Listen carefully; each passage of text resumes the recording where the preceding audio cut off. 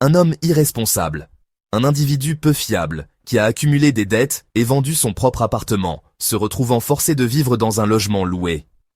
Menteur pathologique et glouton, il était surnommé « huile de serpent » à l'école. C'est ainsi que le scientifique Satan, également connu sous le surnom de Sat, décrit son camarade de classe Arakel, que leurs amis appellent simplement Gon. Le superviseur de Sat, le professeur, est ravi du choix de Sat pour ce candidat et lui demande d'inviter le jeune homme à une réunion le lendemain matin. Pendant ce temps, l'insouciant Gon profite d'un moment intime avec une belle fille qui lui rappelle qu'il lui a promis une promenade au parc et une glace. À ce moment, la propriétaire de Gon, Margarita, sonne à la porte. Elle n'a pas réussi à récupérer le loyer depuis plusieurs mois. Gon passe immédiatement en mode fiancé amoureux et l'invite dans le salon, tandis que sa conquête du moment s'échappe discrètement. Une fois seule, Margarita déclare que s'il ne paie pas dans la semaine, il devra quitter l'appartement. Cependant, Gon la rassure, affirmant qu'il paiera certainement, car il prévoit d'épouser la fille d'un homme célèbre et riche. Plus tard, Gon et sa fiancée Melena s'amusent dans un restaurant, ignorant que son créancier, Razmi, les observe. Gon est forcé de laisser Melena pour se rendre aux toilettes, où il est pris en embuscade et sommé de rembourser ce qu'il doit. Gon promet de tout rendre dès qu'il épousera la fille du célèbre entrepreneur Shahen. Il le laisse partir. Gon appelle immédiatement son assistant pour lui dire que des gens viendront aujourd'hui visiter son café karaoké, qu'il espère vendre à bon prix. Pour cela, il a engagé des figurants pour jouer les clients, donnant l'impression que le bar karaoké est extrêmement populaire et rentable. Peu après, il arrive au karaoké et explique la mission aux figurants, les encourageant à créer une image animée de clients réguliers. Finalement, l'acheteur potentiel arrive, pleinement conscient des dettes de Gon. Malgré les efforts de Gon pour le duper, l'un des figurants révèle accidentellement la vérité et l'acheteur s'en va. Quelque temps plus tard, Gon est conduit dans un laboratoire secret où Tu t'explique que, sous la direction du professeur, ils ont créé un robot féminin unique en son genre, Rosalie. Son corps est identique à celui d'un humain, ce qui signifie qu'elle peut devenir indiscernable des vraies personnes. Cependant, pour lancer la phase finale d'humanisation, l'androïde doit expérimenter toute la palette des émotions humaines. Gon est requis pour vivre avec elle pendant 1 mois, pendant qu'il la teste. On lui montre l'androïde, et le professeur promet qu'une fois améliorée, elle sera plus belle que n'importe quelle femme réelle. De plus, Gon recevra un paiement très substantiel pour sa participation à l'expérience. Néanmoins, Gon refuse, disant qu'il n'aime pas le robot, et que, de toute façon, il se marie dans 1 mois. Le professeur demande à Sat de trouver un autre sujet de test, mais Sat insiste sur le fait que Gon, qui attire les ennuis et les aventures comme un aimant, offre les conditions idéales pour la synthèse d'hormones. Connaissant Gon, il croit qu'il reviendra. Pendant ce temps, Gon rencontre le père de sa fiancée, Shahen, qui divise les gens en prédateurs et herbivores. Gon prétend être une sorte d'hybride, mais Shahen pense qu'il est un lapin, rapide à se sortir de n'importe quel pétrin. Il a eu du mal à accepter le choix de sa fille. Mais Melena a annoncé qu'ils sont amoureux, donc ce fiancé doit payer la robe de mariée de Melena et être un mari fidèle, sinon il fera face à de graves conséquences. Gon appelle Sat et accepte l'expérience à une condition. Les spécifications de Rosalie doivent correspondre à ses préférences, décrivant à quoi il veut qu'elle ressemble. Gon entre dans l'ascenseur, où son voisin est également présent. Forcé d'être évasif, il compare Rosalie à une voiture. Le voisin lui conseille de passer à l'électrique. Plus tard, il se rend au karaoké pour signer un accord de confidentialité avec Sat, car Sat sait que des investisseurs du Pakistan sont déjà intéressés à acheter Rosalie, qui vaut des millions. Gon suggère immédiatement qu'ils vendent Rosalie eux-mêmes. À ce moment, une jeune femme entre. En la voyant, Gon suppose qu'elle doit être Rosalie, spécialement modifiée selon ses spécifications. Il se précipite pour lui offrir des fleurs, mais remarque rapidement qu'elle ne correspond pas à ses demandes et critique sa poitrine et son postérieur. La beauté répond en le frappant là où ça fait mal. Sat s'excuse auprès de la femme et explique à Gon qu'il s'est trompé. Puis, la vraie Rosalie apparaît. Gon se présente en dansant, ce qui impressionne tout le monde. Le professeur, observant via une caméra, commente la grâce surprenante de l'huile de serpent. Ce soir-là, Gon ramène Rosalie chez lui. Elle range immédiatement, puis lui sert un délicieux repas, après quoi il tente de tester ses attributs féminins, pour découvrir que le robot n'a pas été programmé pour les subtilités des relations intimes. Offusqué, Gon appelle Sat, qui admet que la fonctionnalité intime de Rosalie n'a pas été activée, car l'homme doit la voir comme un être vivant. Ce n'est qu'alors qu'elle atteindra un nouveau niveau. Il doit la courtiser comme une vraie femme.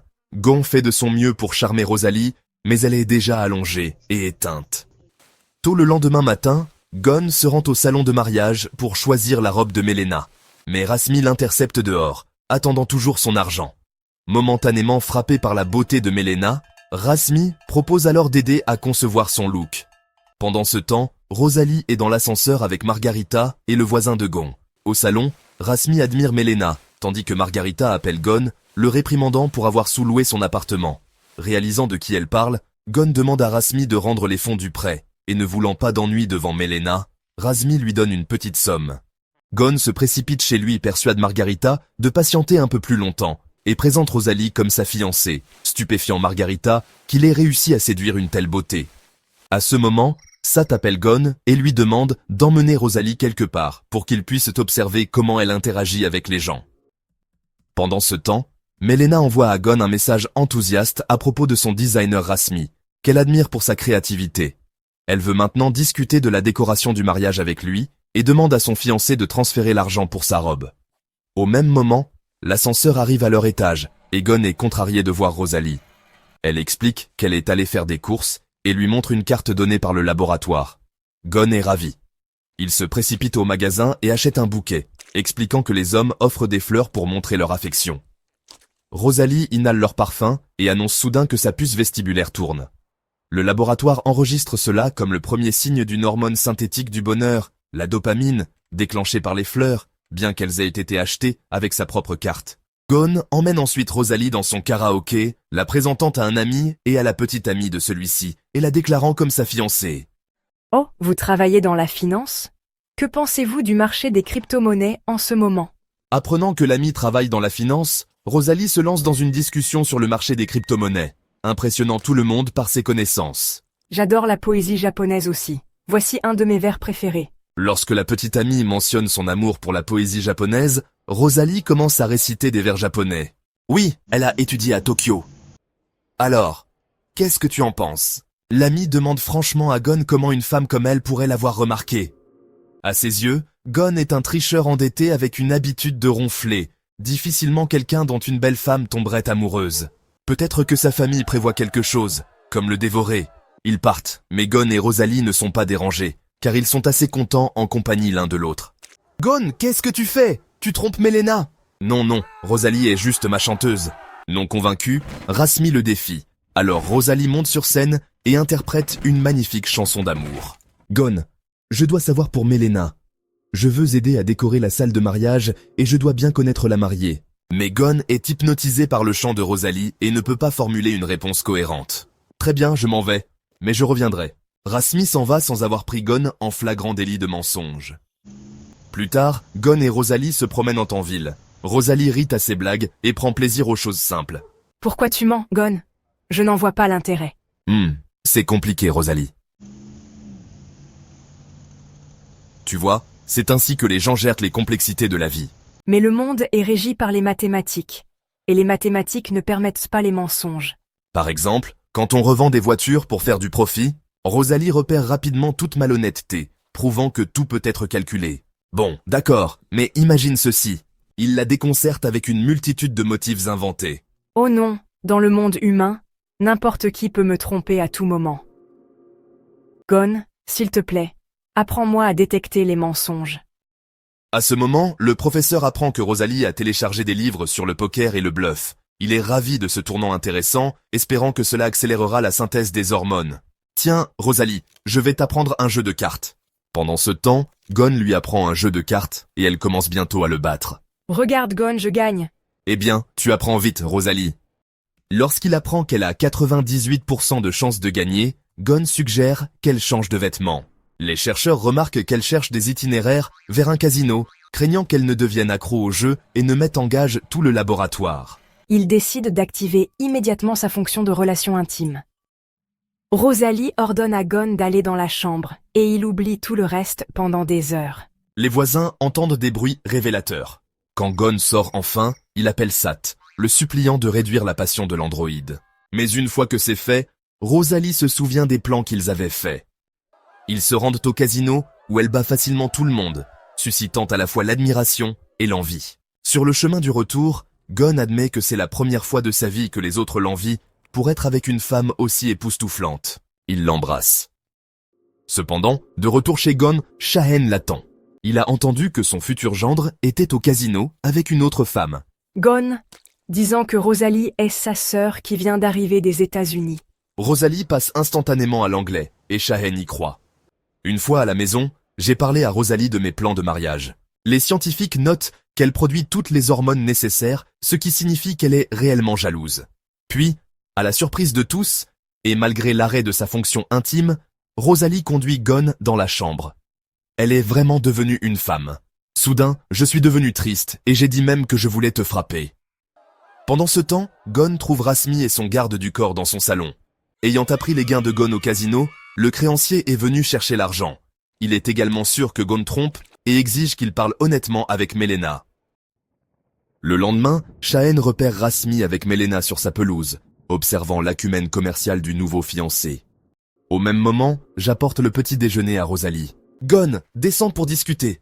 J'ai vraiment aimé ta sœur et je veux une présentation officielle. J'étais horrifié. Mais Shahen ne voulait rien entendre et a exigé que je l'amène à son restaurant ce soir-là. J'ai décidé de te renvoyer au laboratoire, Rosalie. » Non, je refuse de partir. Je promets que je vais gérer la situation. Ce soir-là, ils se retrouvent au restaurant. Vous savez, Shahen, ce vin a une histoire fascinante. Ah, vraiment? Je suis tout oui. Pendant que Rosalie et Shahen parlent de vin, Gon remarque Melena et Rasmi et se dirige vers leur table. Melena, Rasmi, je dois vous parler. Pendant ce temps, Rosalie rappelle à Shahen sa défunte épouse. Rosalie, vous me rappelez tellement ma femme. Oh Shahen, c'est gentil de dire ça. Gon essaie de déclencher une dispute avec Melena. Melena, pourquoi ne m'as-tu jamais dit la vérité? Rosalie conseille à Shahen de ne pas chercher la femme la plus belle, mais celle avec l'âme la plus gentille. Shahen, ne cherchez pas la plus belle, mais celle avec l'âme la plus gentille. Pendant ce temps, Rasmi humilie Gon, suggérant qu'il est infidèle. Gon, tout le monde sait que tu n'es pas fidèle. Gon part rejoindre Rosalie, qui admet qu'elle a dit la vérité à Shahen. Rosalie, tu as dit la vérité à Shahen? Oui, Gon, je devais le faire. De retour chez lui, Shahen pense à sa défunte épouse. Elle me manque tellement. Quand Melena arrive et avoue qu'elle est tombée amoureuse de quelqu'un d'autre. Shahen, je dois te dire quelque chose. Je suis tombée amoureuse de quelqu'un d'autre. Au laboratoire, les scientifiques observent que Rosalie produit de la mélatonine, ce qui la fait s'endormir naturellement. Je me sens tellement fatiguée. Le professeur ordonne de la ramener, car leur tâche est terminée. Pourquoi me ramenez-vous? Le lendemain matin, Gon rembourse ses dettes et se sépare à l'amiable de Melena. Melena, je te rembourse tout. Nous devons nous séparer. Je comprends, Gon, adieu. Shahen visite le karaoké pour dire à Gon qu'il n'y aura pas de mariage. De manière inattendue, il rencontre une chanteuse là-bas et tombe instantanément amoureux. Gon, il n'y aura pas de mariage. Attends, qui est cette chanteuse? Gon, quant à lui, achète des fleurs et se précipite chez lui pour découvrir que Rosalie est partie. Rosalie, où es-tu? Il appelle le laboratoire et Sat lui dit qu'ils ont repris le robot. Quoi? Vous avez repris Rosalie? Gon supplie pour une dernière rencontre, demandant à Rosalie de venir en robe blanche. S'il vous plaît, laissez-moi la voir une dernière fois. Rosalie, viens en robe blanche, je t'en prie. Rosalie, nous devons fuir ensemble, c'est notre seule chance. Je ne peux pas, Gon. Je ne serai jamais une femme véritablement humaine. Je ne pourrai jamais te donner d'enfant.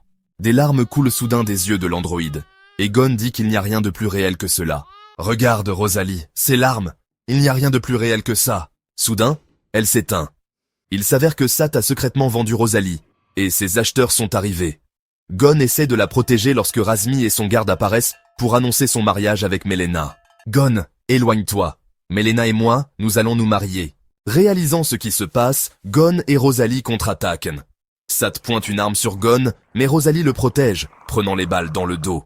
À ce moment, la police fait irruption dans le jardin, arrêtant tout le monde. Le temps passe. Sat est en prison. Shahen fréquente la chanteuse. Melena choisit une robe de mariée, avec Rasmi. Les scientifiques activent un nouveau robot. Pendant ce temps, Gon emmène Rosalie, qui est sur le point de devenir mère, à l'hôpital.